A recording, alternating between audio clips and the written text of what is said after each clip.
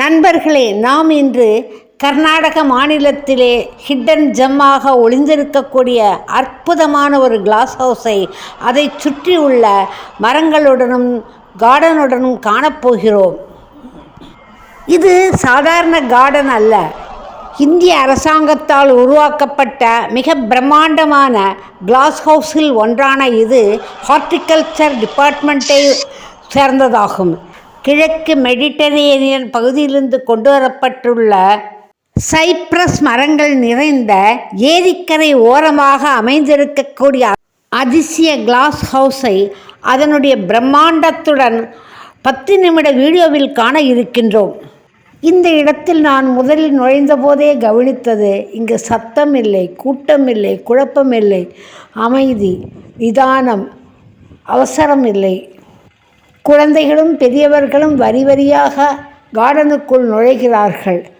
குழந்தைகளுக்கு 10 ரூபாய் டிக்கெட்டு, பெரியவர்களுக்கு 20 ரூபாய் டிக்கெட்டு தான். மிக அழகான இடம். நீண்ட உயர்ந்த சைப்ரஸ் மரங்கள், அதோ தெரிகிறது பாருங்கள் கிளாஸ் ஹவுஸ். அது நம்முடைய பிம்பத்தை பிரதிபலிக்கிறது.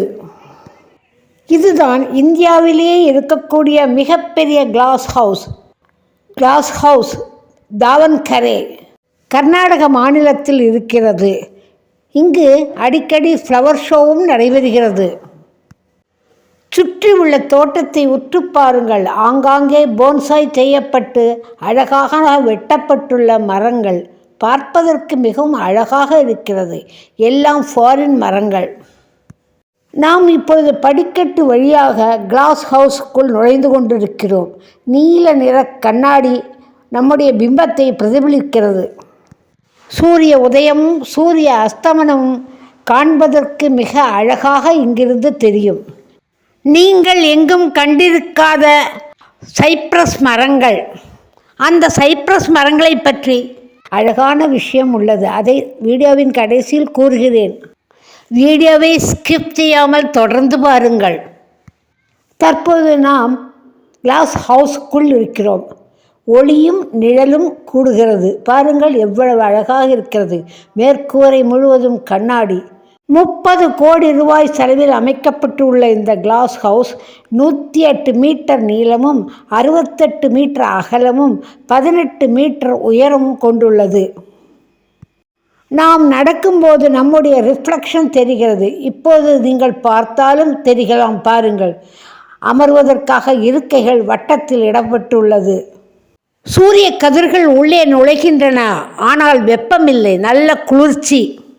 கிளாஸ் ஹவுஸின் உள்ளிருந்து வெளியே பார்க்கும்போது செடிகளும் மரங்களும் மிக அழகாக தென்படுகின்றன.